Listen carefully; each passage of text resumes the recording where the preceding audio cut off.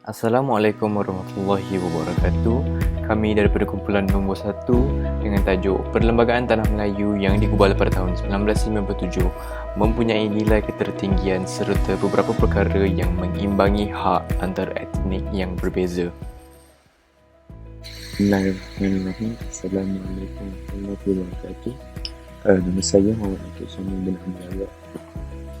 Kumpulan kami akan membentangkan tentang perlembagaan di Malaysia. Sebelum itu, apakah itu perlembagaan? Perlembagaan merupakan sekumpulan undang-undang yang menjadi asas kepada pembentukan sebuah negara. Ia juga merupakan dokumen rasmi yang mengandungi segala prinsip-prinsip yang menjadi panduan kepada kerajaan untuk mentadbir negara. Sekiranya perlembagaan tersebut tidak dipatuhi oleh kerajaan, ia bermakna negara itu akan berada dalam keadaan huru-hara dan kerajaan gagal melaksanakan pemerintahannya. Jadi, kumpulan kami akan menerangkan tentang perlembagaan Tanah Melayu 57. Perlembagaan Tanah Melayu yang digubal pada tahun 1957 mempunyai nilai ketinggian serta beberapa perkara yang mengandungi hak antara etnik yang berbeza. Jadi, apakah itu perlembagaan Tanah Melayu 57?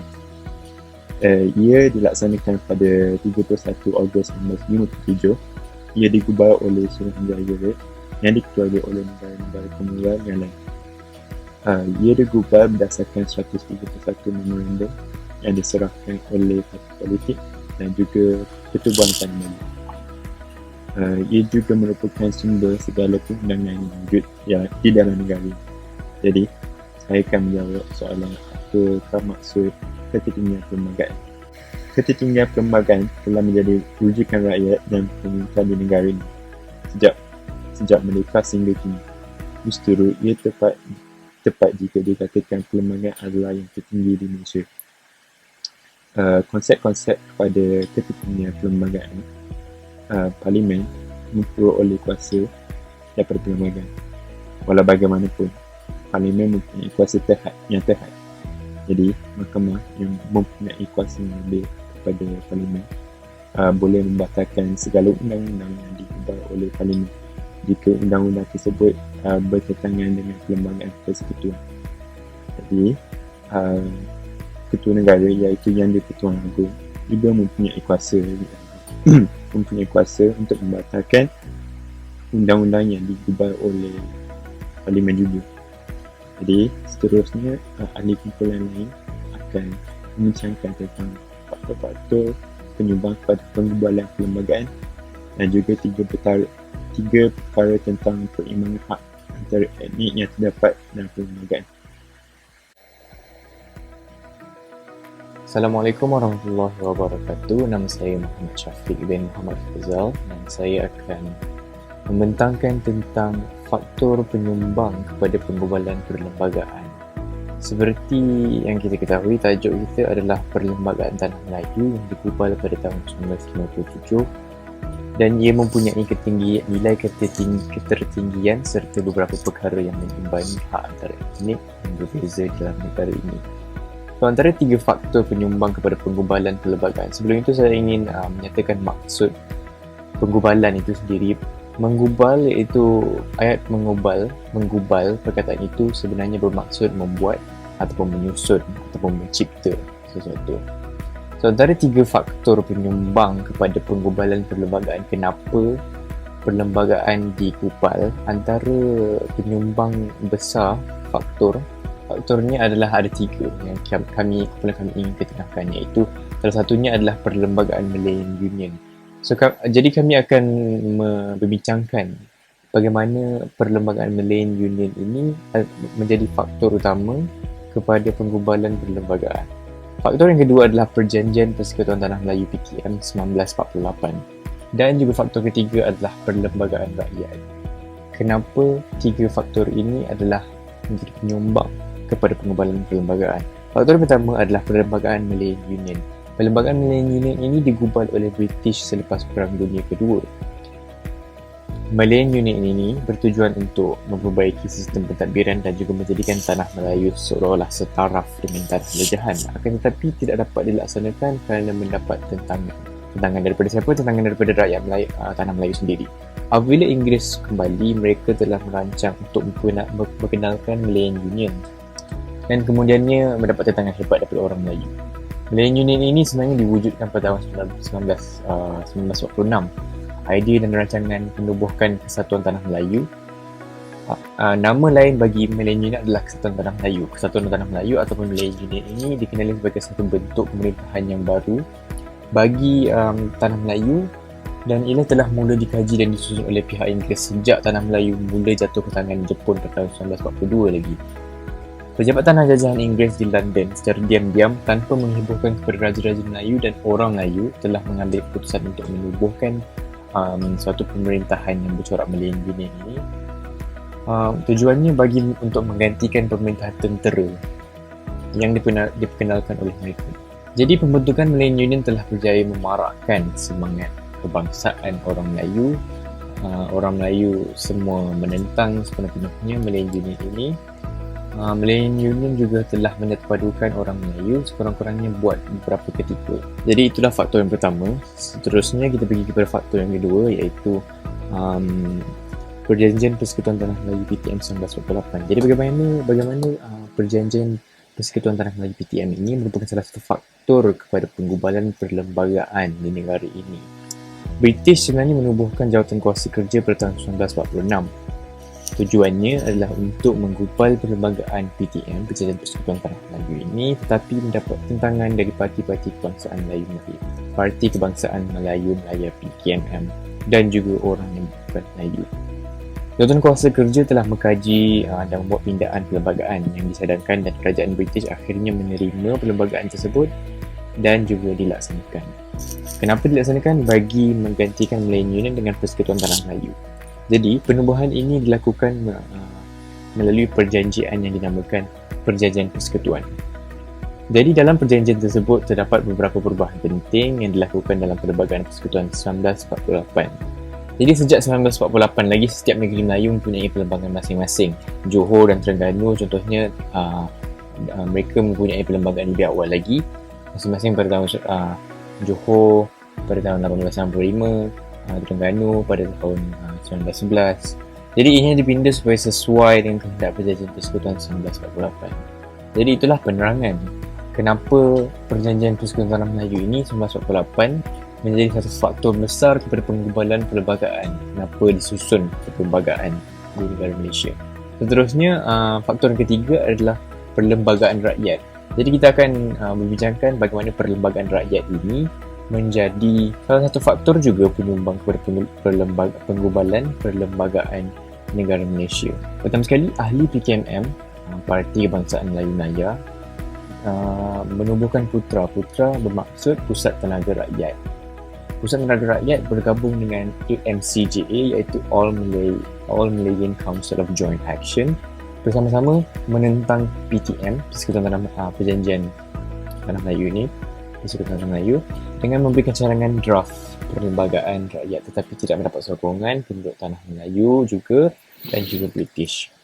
Bersama Majlis Bertindak Malaysia, Malaysia ataupun Semelaya ataupun AMCJA, All Malayan Council of Joint Action, AMCJA yang dianggotai oleh parti bukan Melayu, Putra, dan AMCJA menolak gagasan Persekutuan Tanah Melayu, sebaliknya mencadangkan perlembagaan rakyat yang meletakkan konsep rakyat sebagai asas kepada Tanah Melayu yang merdeka.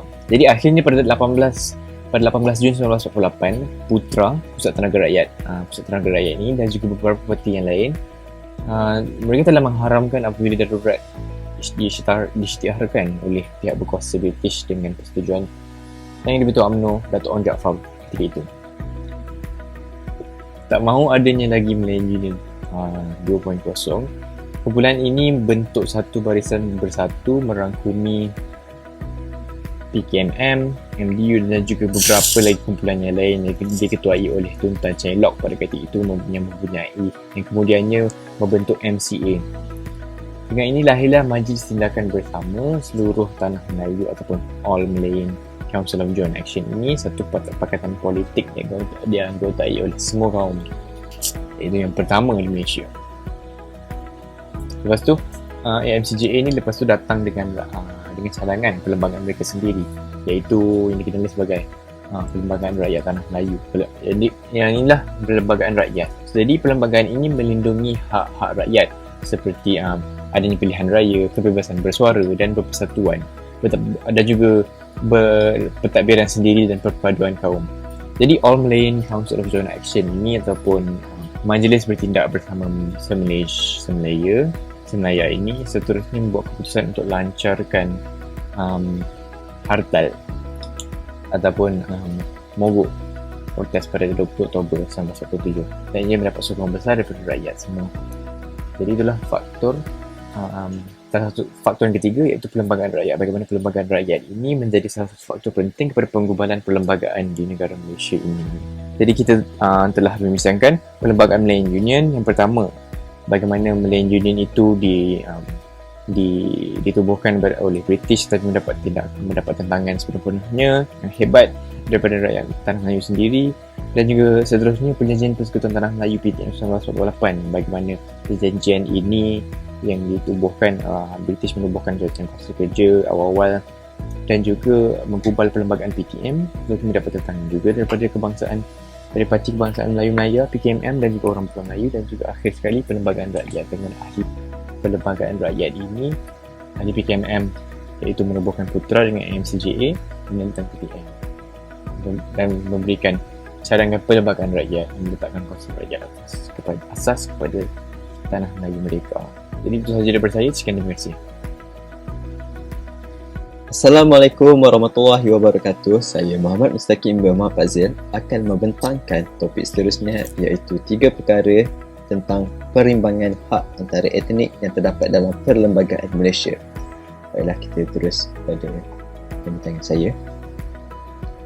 Yang pertama, perkara 8. Perkara 8 Perlembagaan Persekutuan Malaysia adalah berkenaan dengan hak kesamarataan. Hak ini amat penting bagi mengelakkan berlakunya diskriminasi dan ketidakadilan kepada rakyat Malaysia. Seterusnya, dapat menegakkan hak asasi manusia. Kesamarataan ini dapat dilihat dari banyak aspek, termasuklah dari segi agama, bangsa, keturunan, tempat lahir dan jantinan. Hak kesamarataan ini diiktiraf sebagai salah satu kebebasan asasi yang termaktub dalam Perlembagaan Persekutuan. Terdapat 5 kandungan dalam perkara 8 Perlembagaan Persekutuan, dan secara ringkasnya, kandungan dalam perkara 8 ini adalah mengenai: yang pertama, semua orang adalah sama rata di sisi undang-undang dan berhak mendapat perlindungan yang sama rata di sisi undang-undang. Nombor 2, kecuali sebagaimana dibenarkan dengan nyatanya oleh perlembagaan ini, tidaklah boleh ada pembezaan terhadap warga negara semata-mata oleh sebab agama, kaum, keturunan atau tempat lahir dalam mana-mana undang-undang atau dalam perlantikan bagi apa-apa jawatan atau pekerjaan di bawah sesuatu pihak berkuasa awam atau dalam pentadbiran mana-mana undang-undang berkenaan dengan memperolehi, memegang atau melepaskan harta atau berkenaan dengan menubuh atau menjalankan apa-apa trade, perniagaan, profession, vocation atau pekerjaan. Nombor 3, tidaklah boleh ada pembezaan bagi faedah seseorang oleh sebab ia seorang rakyat raja bagi mana-mana negeri. Hak kesamarataan perkara 8 bukanlah hak yang mutlak. Mahkamah mempunyai hak untuk menentukan sama ada hak ini telah dilanggari berdasarkan pertimbangan sama ada pengkelasan yang dibuat adalah munasabah. Mahkamah juga melihat pengkelasan yang dibuat dengan berjaga-jaga. Nombor 4, diskriminasi yang termaktub di bawah perkara 8 nombor 5 adalah perkara 8.5 adalah merupakan diskriminasi yang positif dan adalah dibenarkan di bawah Perlembagaan Persekutuan Malaysia. Secara rangkumnya, ternyata hak layanan kesamarataan ini tidaklah bersifat mutlak kerana ianya masih lagi dikongkong dengan bayangan di bawah undang-undang. Perkara ini umpama sesuatu hak itu diberikan namun ianya ditarik kembali dengan pelbagai limitasi yang ditetapkan di bawah undang-undang. Namun pun begitu, kelonggaran peruntukan di bawah perkara 8 ini jelas kelihatan dalam klausa 2. Hal ini apabila apabila di bawah perkara 82, larangan bagi diskriminasi perkara di dalam peruntukan itu hanya terpakai bagi perihal yang melibatkan pihak awam atau kerajaan sahaja, di mana perlindungan ini tidak akan terpakai bagi kepincangan permasalahan antara sektor swasta seperti mana yang terjadi di dalam kes Beatrice di atas.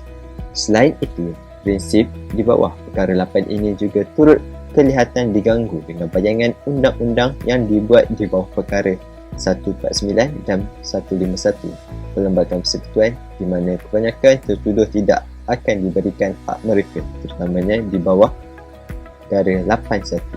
Kemudian kita pergi kepada perkara yang seterusnya, iaitu perkara 152. Perkara 152 Perlembagaan Malaysia memperuntukkan bahasa kebangsaan di Malaysia iaitu bahasa Melayu, Kedudukan bahasa Melayu sebagai bahasa kebangsaan bagaimanapun tidak menafikan kedudukan dan hak bahasa lain untuk digunakan, dipelajari dan dikembangkan sekalipun dengan menggunakan dana awam. Kewujudan perkara 152 tidak boleh dipadam kerana perkara 159 nombor 5 menetapkan bahawa perkenan Majlis Raja-Raja diperlukan sekiranya ia hendak dipimpin. Perkara 152 Bahasa Kebangsaan. Kandungan dalam perkara ini ialah nombor 1. Bahasa kebangsaan ialah bahasa Melayu dan hendaklah dalam tulisan yang diperuntukkan melalui undang-undang oleh Parlimen, dengan syarat bahawa A. Tiada seorang pun boleh dilarang atau dihalang daripada menggunakan atau daripada mengajarkan atau belajar apa-apa bahasa lain, dan B.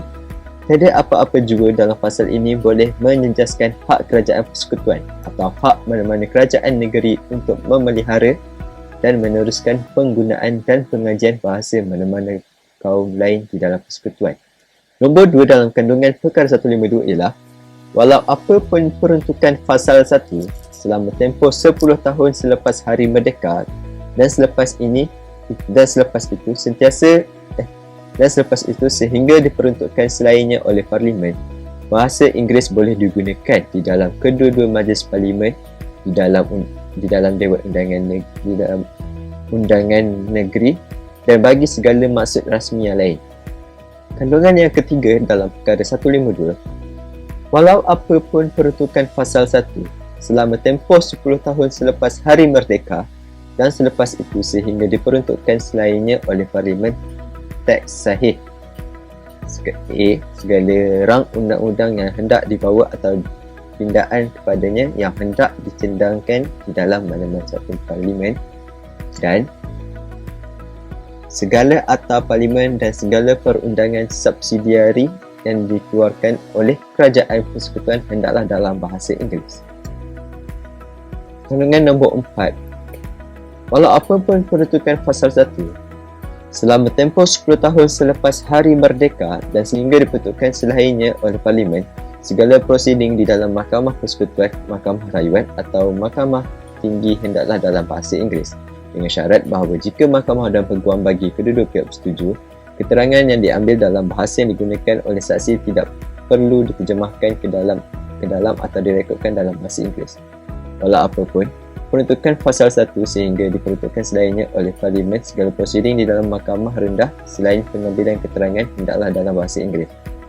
Dan kandungan yang terakhir sekali, dalam perkara ini, maksud rasmi artinya apa-apa maksud kerajaan, sama ada kerajaan persekutuan atau kerajaan negeri, dan termasuklah apa-apa maksud satu pihak berkuasa awam. Dan yang terakhir, perkara 153. Perkara 153 Perlembagaan Malaysia memberikan Yang di-Pertuan Agong tanggungjawab untuk menjaga kedudukan istimewa orang Melayu dan penduduk asli mana-mana negeri Sabah dan Sarawak dan kepentingan sah komuniti lain, dan seterusnya menentukan cara untuk melakukan ini seperti mewujudkan kuota untuk masuk ke perkhidmatan awam, beasiswa awam dan pendidikan awam. Perkara 153 adalah satu perkara paling berkontroversi dalam Perlembagaan Malaysia. Pengkritik menganggapnya mewujudkan perbezaan yang tidak perlu dan perkauman antara rakyat Malaysia yang berlainan etnik kerana telah menyebabkan pelaksanaan tindakan afirmatif kasar yang hanya menguntungkan Bumi Putera, terdiri daripada majoriti penduduk.